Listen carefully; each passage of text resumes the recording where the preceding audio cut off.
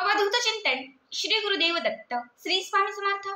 तुम्हा सर्वांचं आपल्या स्वामी शक्ती या चॅनलमध्ये मनापासून स्वागत आहे। स्वामी तुम्हा सर्वांच्या सर्व चांगल्या इच्छा पूर्ण करोत एवढी स्वामींच्या चरणी प्रार्थना करते आणि आपल्या आजच्या नवीन आणि सुंदर व्हिडिओला पुन्हा एकदा नव्याने सुरुवात करते। फक्त बघा, शनिवार आजच्या या व्हिडिओमध्ये मी तुम्हाला शनिवारी करावायचा एक अत्यंत प्रभावी उपाय सांगणार आहे। खरं तर शनिवारचा दिवस हा आपल्या घरातील नकारात्मकता संपवण्यासाठी, आपल्या घरामध्ये कुठल्याही प्रकारची बाधा वास करत असेल तर त्या बाधाचा नाश करण्यासाठी, घरामध्ये कुठल्याही प्रकारचं जर आजारपण असेल, काही इडापिडा असेल, काही संकट असतील, काही विघ्न आलेले असतील, ह्या सगळ्या वाईट शक्तींचा नाश करण्यासाठी शनिवारचा दिवस हा अत्यंत महत्त्वाचा आणि विशेष मानला जातो। बघा, असं म्हटलं जातं की शनिवारचा दिवस हा फक्त उपाय करण्यासाठी असतो, कारण या दिवशी केलेला कुठलाच उपाय हा कधीच खाली हात जात नाही। तुम्ही बघत असाल की बऱ्याच वेळा असं एक कधीतरी होतं आपल्यासोबत, काहीतरी मोठी नजर लागलेली आहे किंवा काहीतरी जादूटोणा झालेला आहे आणि मग ते उतरवण्यासाठी असेल किंवा त्याचा नाश करण्यासाठी असेल, जे लोक बाहेरील बाधा बघतात आपण त्यांच्याकडे जातो, त्यावेळेस ते लोक देखील आपल्याला शनिवारच्याच दिवशी सर्व उतारे करण्यासाठी बोलवतात, कारण शनिवारचा दिवस हा उतारे करण्यासाठी, उपाय करण्यासाठी विशेष महत्त्वाचा असतो। बघा, आजच्या या व्हिडिओमध्ये मी तुम्हाला आज असणाऱ्या शनिवारचा एक अत्यंत प्रभावी उपाय सांगणार आहे। फक्त ही एक वस्तू तुम्हाला एक शनिवारी दिव्यामध्ये घालायची आहे। फक्त एकच शनिवारी ही वस्तू दिव्यात घाला। पुढचा शनिवार येण्या अगोदर तुमचं प्रत्येक कितीही कठीण असणारं काम झालंच म्हणून समजा। अडलेली कितीही मोठी इच्छा असेल ती इच्छा पूर्ण होईल। ज्या ज्या कामांमध्ये सतत अडथळे येत होते ते अडथळे दूर होतील। बघा, शनिवारी केलेल्या उपायाने आपला शनी दोष नष्ट होतो। शनीची जर काही साडेसाती तुमच्या मागे चालू असेल, शनीची काही इडापिडा जर तुमच्या आयुष्यामध्ये असेल, तर शनिवारच्या उपायाने आपल्याला शनीच्या साडेसातीतून मुक्तता मिळते आणि जेव्हा शनीची साडेसाती आपल्या मागची संपते ना, तेव्हा आयुष्यामध्ये सगळं काही मिळत जाते। इच्छित मनोकामनाही पूर्ण होतात, घरामध्ये सुख, समृद्धी, ऐश्वर यांची प्राप्ती होते। बघा, उपाय अत्यंत महत्त्वाचा आहे, जो फक्त आपल्याला शनिवारच्या दिवशीच करायचं आहे। ज्यांच्याही घरामध्ये खूप दारिद्र्य आहे, ज्यांच्याही घरामध्ये खूप आजारपण आहे, किती काही केलं तरी घरामध्ये सुख येत नाहीये, घरामध्ये एकोपा नाहीये, सतत क्लेश कलह होत आहेत, एखादी अडलेली इच्छा जी वर्षांपासून अपूर्ण आहे, खूप काय काय करतो पण ती इच्छाच पूर्ण होत नाहीये, तर त्या प्रत्येकाने आपला आजचा हा व्हिडिओ स्किप न करता शेवटपर्यंत बघा, कारण या एका उपायाने तुम्हाला कर्जातून मुक्तता मिळेल, रोग आजारपण असेल तर त्यातून तुमची मुक्तता होईल, इच्छित मनोकामना पूर्ण होईल, अडलेलं काम मार्गी लागेल आणि कितीही मोठे अडथळे कशामध्ये येत असतील तर ते अडथळे दूर होतील। आता काय उपाय आहे, कसा करायचा आहे, हे सगळं काही मी तुम्हाला पुढे सांगणार आहे। फक्त त्यासाठी आपला आजचा हा व्हिडिओ स्किप न करता शेवटपर्यंत बघा आणि जे कोणी आपल्या चॅनलवरती नवीन असतील त्यांनी लगेचच आपल्या चॅनलला सबस्क्राईब करा, कारण तुम्ही आपला चॅनल सबस्क्राईब केल्यामुळे मी पुढचे जे काही व्हिडिओ बनवेन ते सर्वात आधी तुम्हा सर्वांपर्यंत पोहोचतील। बघा, हा उपाय शनिवारी सायंकाळी म्हणजे 5:30च्या नंतर आपल्याला 8:30च्या दरम्यान करायचं आहे। 5:30च्या पुढे 8:30च्या मध्ये तुम्ही कधीही करू शकतात। यासाठी आपल्याला एक दिवा घ्यायचा आहे। तुमच्या घरामध्ये जो दिवा असेल तो घ्या, मातीची पंटी घेतली तरीही चालेल। रेग्युलर जो दिवा लावतो त्याच्या व्यतिरिक्त हा आपल्याला दिवा घ्यायचा आहे आणि घरातील जी दक्षिण दिशा, ज्याला आपण दक्षिण भाग म्हणतो, दक्षिण दिशा ही यमाची दिशा मानली जाते। दक्षिण दिशा ही साडेसातीचा नाश करणारी दिशा मानली जाते।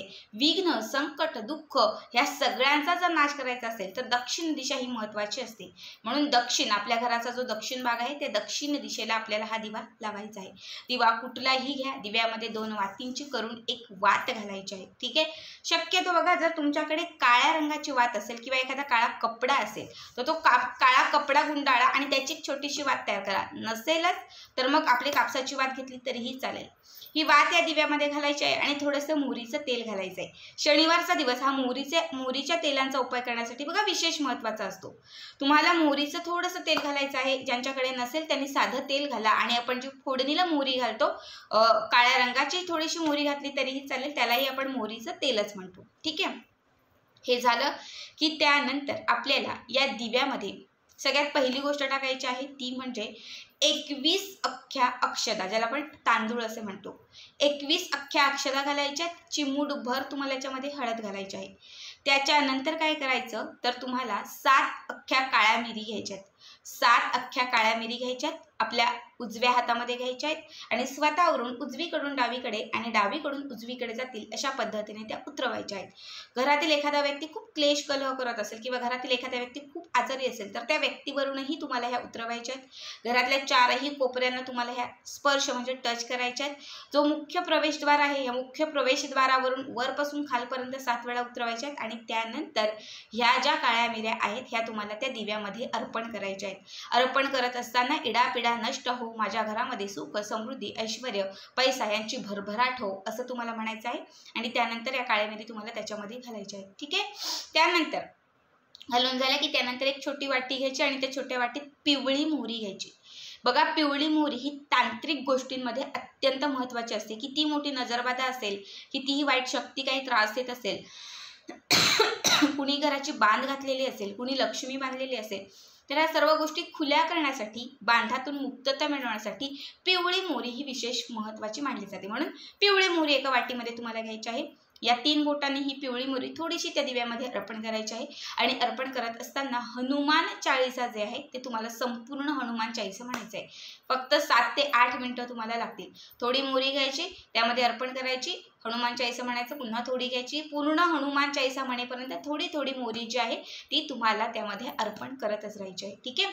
हे करून झालं की त्यानंतर एक मोठंसं असं भांडं घ्यायचं जे खोलगट असेल आणि ते खोलगट भांडं त्या दिव्यावरती ठेवून द्यायचं. जो दिवा लावलेला आहे दक्षिण दिशेला त्याच्यावरती हे भांडं ठेवून द्यायचं. त्यानंतर 1 ते 2 तासांनी हे भांडं काढायचं. भांड्याला जी काजळी साठलेली असेल किंवा जी काजळी जमा झालेली असेल ही काजळ्याचा एक टिक्का स्वतःच्या कपाळाला लावायचा, मुलांच्या कपाळाला लावायचा, मुख्य प्रवेशद्वाराला याचा एक स्वस्तिक कडा किंवा एक टिकळा लावला तरीही चालेल, तिजोरीला लावा. त्यानंतर दिव्यामध्ये घातलेल्या ज्या काही वस्तू आहेत ह्या वस्तू सगळ्या एका मातीच्या पंतीत काढून घ्यायच्या. म्हणजे मोहरी असेल, काळी मिरी असेल, हे सगळ्या मातीच्या पंतीमध्ये काढून घ्यायच्या. 2 ते 4 कापराच्या वड्या घालायच्या आणि सगळं प्रज्वलित करीत घराच्या उंबरठ्याच्या समोर ठेवून द्यायचं. घराचा जो मुख्य प्रवेशद्वार आहे, जो उंबरठा आहे, आतल्या किंवा बाहेरच्या भागात ठेवलं तरी चालेल, फक्त उंबरठ्याच्या जवळ ही मातीची पंटी जी आहे ती ठेवून द्यायची. सर्व त्याच्यामध्ये प्रज्वलित करायचं. कापूर अजून 2-4 एक्स्ट्रा टाका आणि सगळं पेटेपर्यंत तुम्हाला हे उंबरठ्याच्या समोर ठेवून द्यायचं आहे. बघा, खरं तर काळी मिरी जी नजरबाधा घालवण्यासाठी, नकारात्मकतेचा नाश करण्यासाठी विशेष महत्त्वाची असते. जेव्हा घरातील सगळ्यांवरून तुम्ही ही काळी मिरी उतरवाल आणि जेव्हा त्या दिव्यामध्ये घालाल, सगळ्यांची वाईट शक्ती असेल, सगळ्यांमध्ये असलेली जी काही नकारात्मकता असेल ती सगळी त्यामध्ये संपून जाईल, सगळी त्या दिव्यामध्ये नष्ट होऊन जाईल. जेव्हा तुम्ही याच्यामध्ये पिवळी मोहरी घालाल तेव्हा घरामध्ये कुठली बाधा असेल, काही अडथळे येत असतील, काही तांत्रिक बाधा झालेली असेल, तर हे सगळ्या ज्या बाधा आहेत त्या त्याच्यामध्ये नष्ट होऊन जातील. जेव्हा अभिमंत्रित केलेल्या वस्तू म्हणजे जेव्हा त्याच्यावर तुम्ही भांडं ठेवाल त्याला जी काजळी होईल आणि ती काजळी जेव्हा सगळ्यांना लावाल त्या क्षणात बघा, आपण लहान मुलांची दृष्ट काढतो, ती दृष्ट काढून झाल्यानंतर चुलीचं काळ असेल किंवा अजून जे आता आमच्याकडे आम्ही चुलीचंच काळं लावतो चुलीत टाकून, तर त्या चुलीचं जेव्हा आपण काळं लावतो तेव्हा असं आपण म्हणतो की बाळाची नजर निघून गेली. बाळाला कुठल्याही प्रकारचे जर काही बाधा असतील किंवा काही वाईट शक्ती त्रास देत असेल तर ते सगळं काही नष्ट झालं. जेव्हा तुम्ही ह्या काजळाचे टिपके जेव्हा सगळ्यांना लावाल किंवा स्वतःला लावाल तेव्हा लक्षात घ्या त्या क्षणात तुमच्यामध्ये एक सकारात्मकता येईल. तुमच्यामध्ये असलेली जी काही उरलेली सुरलेली वाईट शक्ती असेल ती पूर्णपणे नष्ट होईल.